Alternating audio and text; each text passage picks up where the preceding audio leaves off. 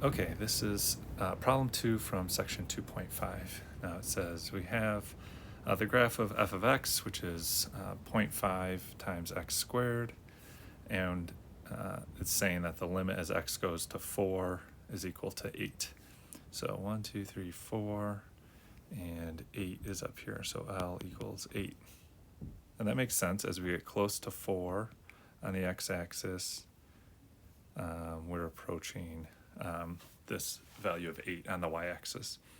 All right, so these questions are using the definition of a limit, and we need to talk about what this part means. X minus 4 is less than delta, and f of x minus 8 is less than 0.25.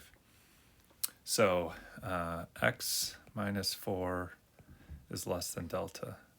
So it says if x minus 4 is less than delta, then f of x minus 8 is less than epsilon. All right, so a couple things for us to make note of. Delta is this distance that we are away from the x value, which is 4. And then epsilon is the kind of the distance around the limit that we are.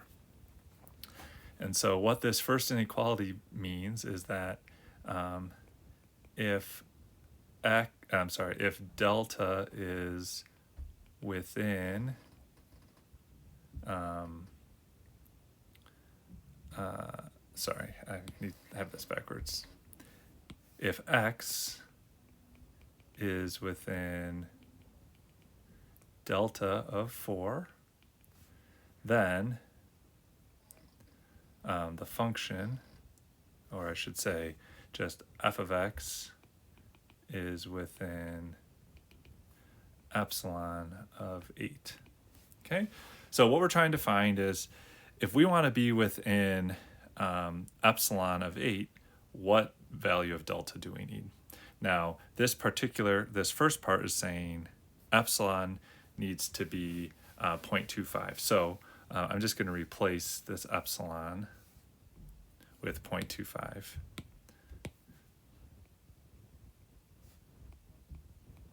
Okay, so what it's saying is if we're within 0.25 of 8, so if we're within 0.25 of 8, either above or below, that means 0.25 above 8 is 8.25, 0.25 below 8 is 7.75. So that is showing that our epsilon value is 0.25, right? We're 0.25 above and below epsilon. So what we do is we want to know, well, if we're 0.25 above the limit, which is 8, how close do we have to be to 4 in order to achieve that? Well, all we need to do is figure out, well, what x values do I need? So I need something a little bit above 4 and a little bit below 4. So how am I going to do that? Well, let's just take our function, 1/2 x squared, and I want to know what x value do I need in order for this function to equal 8.25. So multiply both sides by 2, that's 16.5, and then I take the square root of both sides. And I don't have a calculator handy. Sorry, not prepared. But it's going to be something a little bit above 4. Okay, and then I do the same thing. F of x is equal to 7.75 is equal to 1/2 x squared. So multiply both sides by 2. I get x squared is equal to 15.5. And then square root both sides. So x is going to be something here. So let's just find this out.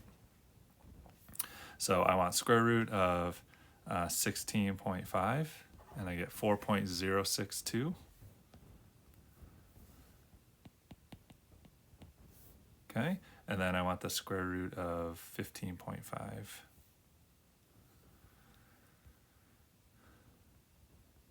And I get 3.937.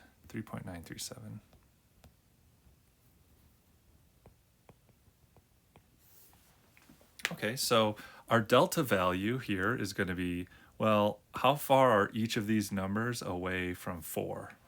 Well, this is going to be 4 plus 0.062.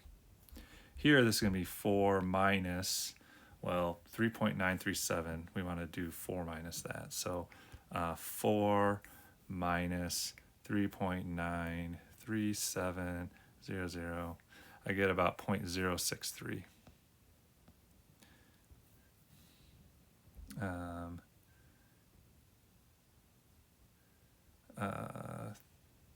0.063.